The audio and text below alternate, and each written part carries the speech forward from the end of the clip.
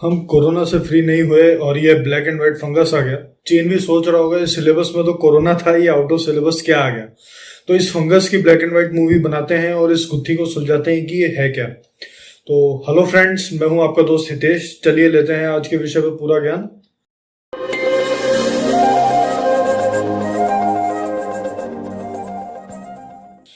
इस वीडियो को मैंने बहुत छोटा रखने की कोशिश की है ताकि कम टाइम में मैं आपको ज़रूरी ज्ञान दे पाऊँ। तो इस वीडियो को एंड तक देखिए क्योंकि पूरी जानकारी आपको सिर्फ यहीं पे मिल पाएगी।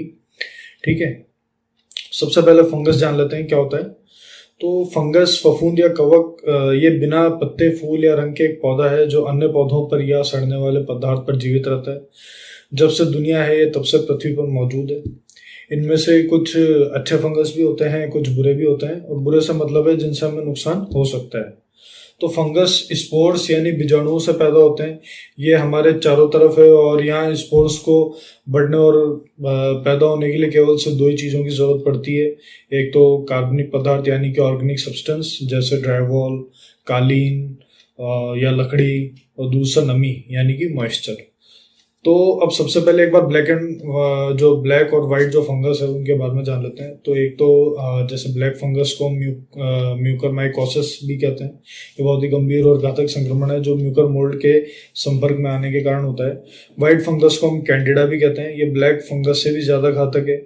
ये बीमारी म्यूकरमाइसाइटस नामक फफूंद से होती है। ठीक है, तो दोनों में अब एक चीज कॉमन है, वो है म्यूकर। तो म्यूकर जो है वो आमतौर पर मिट्टी, जो पौधे, जो सड़ते फल जो होते हैं, सब्जियां होती है उनके अंदर और खाद के अंदर जो है ये पाया जाता है। ये एक तरह का मतलब माइक्रोबियल जीनस है। ठीक है, बाकी ज्यादा डीप में हम नहीं जाएंगे, जो बेसिक जो चीजें हैं वो हम जान लेते हैं। ठीक है, तो लेकिन सबसे अच्छी बात एक और है कि जो दोनों फंगस जो हैं ये एक से दूसरे इंसान में नहीं फैलते हैं। मींस ये तभी फैलते हैं जब ये किसी के डायरेक्ट कांटेक्ट में आते हैं। ठीक है, अब इनके एक बार लक्षण भी जान लेते हैं जैसे ब्लैक फंगस के। तो जैसे खून की खांसी, नाक के ऊपर कालापन आ जाता है।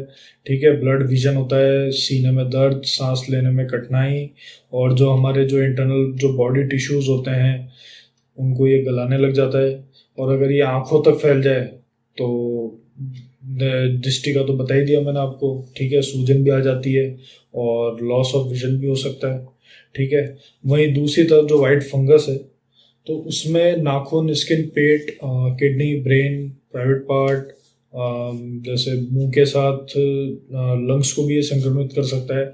सिर में तेज दर्द, उल्टियां भी हो सकती है। ठीक है, तो स्किन में ब्लड के जरिए अगर ये फैल गया तो उसमें छोटे छोटे जो बॉडी पार्ट्स हैं उनके ऊपर फोड़े भी हो जाते हैं।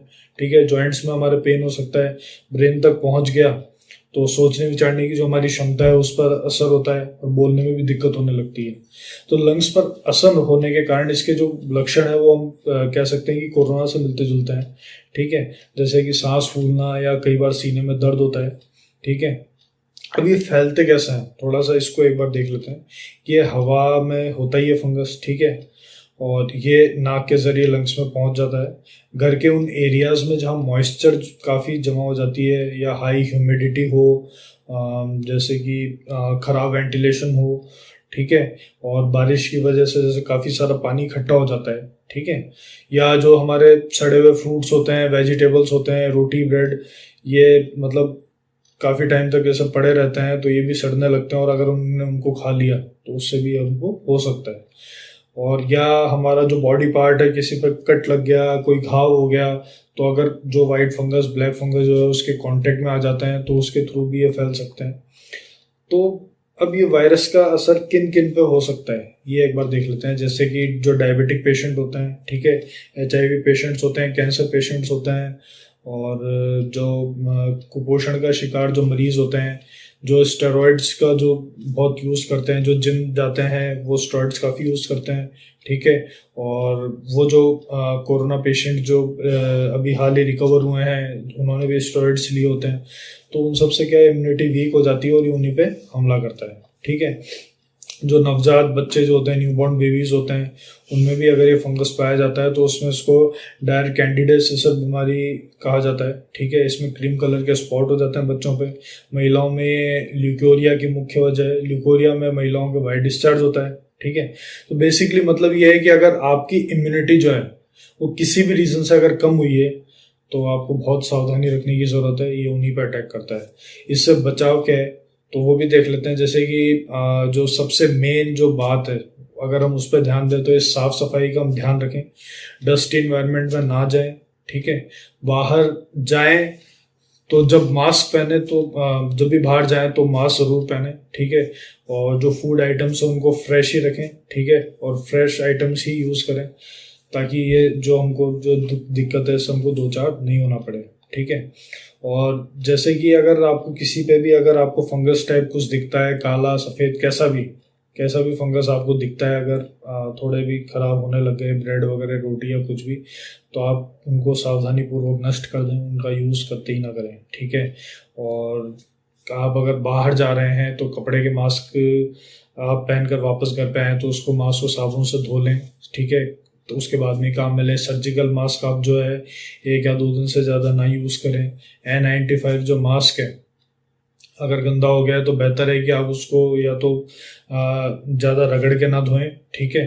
बार बार धो के साबुन से डिप करके आप धो के उसके बाद में उसको इस्तेमाल करें, या बेटर है आप नए ही इस्तेमाल करें, ठीक है। और अगर डबल मास्क पहनेंगे तो बहुत ही अच्छी बात है। तो सब्जियों जो है उनको भी आप साफ पानी, फिटकरी, ठीक है, इनसे धोएं, या सिरके का जो पानी है उससे भी आप धो सकते हैं। और जब तक आवश्यक ना हो, ऑक्सीजन लेवल अगर हमारा नॉर्मल है तो जो दूसरी मेडिसिन है उनके साथ में स्टेरॉइड बिल्कुल भी ना लें, ठीक है, ये बहुत ज़्यादा रिस्की है।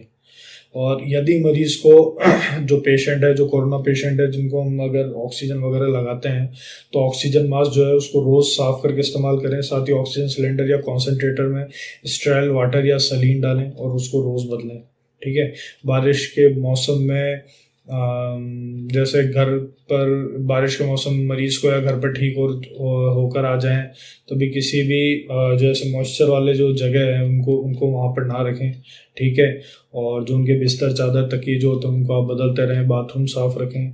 और जैसे कि क्या था, रुमाल, गमछा, तौलिया, इनको आप रोज़ धोएं, ठीक है। तो जो और आप इम्यूनिटी बढ़ा भी सकते हैं। इम्यूनिटी बढ़ाने के लिए आप नीम, गिलोय, तुलसी का जो काढ़ा है उसको आप अल्टरनेट डेज में पीते रहें, ठीक है। और हो सके तो कॉपर के जग में पानी पिएं। प्राणायाम, योग करें, जैसे कि उसमें एक अनुलोम विलोम काफ़ी अच्छा प्राणायाम है, ठीक है। जल नीति करें, ये आपको जो नाक के काफ़ी सारे इन्फेक्शन उनसे बचाएगा और आपकी इम्यूनिटी बूस्ट करेगा। ये वैसे डायग्नोस कैसे होता है थोड़ा ये भी जान लेते हैं, हमें पता होना चाहिए। तो मान लीजिए आपको कोरोना के सिम्टम्स देख के आपने एंटीजन टेस्ट करवाया, RT-PCR टेस्ट करवाया और आपकी जो रिपोर्ट है वो नेगेटिव आई है, तो डॉक्टर क्या है उसके बाद आपका जो बलगम उसका टेस्ट करेगा, ब्लड टेस्ट करेगा, ठीक है। उससे ही अगर फंगस होगा तो पता चल जाएगा। और उसके बाद में उनका नेक्स्ट स्टेप होता है कि वो जहाँ तक सिटी स्कैन करते हैं। सिटी स्कैन करके उस किस लेवल तक वो बॉडी के अंदर फैल गया है फंगस, तो वो चेक होता है और उस हिसाब से आपका ट्रीटमेंट किया जाता है। तो ट्रीटमेंट अब देख लेते हैं एक बार। ट्रीटमेंट में क्या होता है कि जो पेशेंट है उसको एक तो एंटी फंगल मेडिसिन तो दी जाती है, साथ में सेरेब्रल और सर्जिकल डिब्राइडमेंट भी दिया जाता है, इनकी भी थेरेपी दी जाती है। इसमें सर्जिकल जो डिब्राइडमेंट होता है ये होता है, मतलब इसका मतलब होता है कि जहाँ पे आपका इन्फेक्शन बढ़ गया है, वो जहाँ पे आपके टिश्यूज खराब हो गए हैं उस हिस्से को आपके बॉडी से अलग कर देते हैं, उसको जड़ से अलग कर देते हैं ताकि इन्फेक्शन आपके दूसरे बॉडी पार्ट्स में ना फैले, ठीक है, आप उससे सुरक्षित रहें। और इसका इलाज आमतौर पे काफ़ी महंगा पड़ता है, तो अगर आप बचाव करेंगे तो बहुत ही ज़्यादा अच्छी बात है। तो दोस्तों आज के लिए बस इतना ही। आई होप आपको ये वीडियो बहुत पसंद आया होगा, तो इस वीडियो को ज़्यादा से ज़्यादा लाइक करें, शेयर करें, ठीक है, ताकि लोग ब्लैक एंड वाइट फंगस को लेकर जागरूक रहें। और आप इस चैनल को सब्सक्राइब करें, बेल आइकन को जो है प्रेस करें ताकि आपको मेरे नए से नए आने वाले वीडियोज़ की आपको नोटिफिकेशन जो है वो तुरंत मिल जाए। तो सभी बड़ों को प्रणाम, छोटों को प्यार, धन्यवाद, नमस्कार, जय हिंद।